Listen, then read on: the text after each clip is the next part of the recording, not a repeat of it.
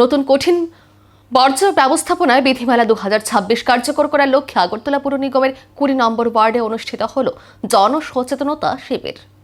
আগরতলা পুর নিগমের উদ্যোগে আয়োজিত এই শিবিরে সাধারণ মানুষ, ব্যবসায়ী এবং বাজার কমিটির প্রতিনিধিদের নতুন বিধিমালা সম্পর্কে বিস্তারিতভাবে অবহিত করা হয়।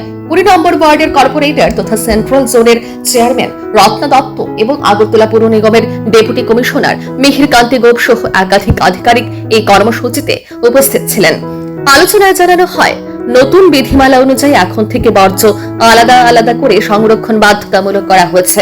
আগের মতো সব ধরনের আবর্জনা একসঙ্গে ফেলার পদ্ধতি আর গ্রহণযোগ্য নয়।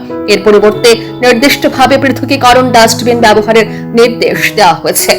সভায় অংশ নেওয়া ব্যবসায়ী ও নাগরিকদের উদ্দেশ্যে বলা হয়, সঠিক বর্জ্য ব্যবস্থাপনার মাধ্যমে শহরের পরিচ্ছন্নতা বজায় রাখা এবং পরিবেশ দূষণ নিয়ন্ত্রণ সম্ভব হবে। বক্তারা আরো জানান, নতুন ব্যবস্থার সফল বাস্তবায়নে প্রশাসনের পাশাপাশি সাধারণ মানুষের সক্রিয় অংশগ্রহণ অত্যন্ত গুরুত্বপূর্ণ।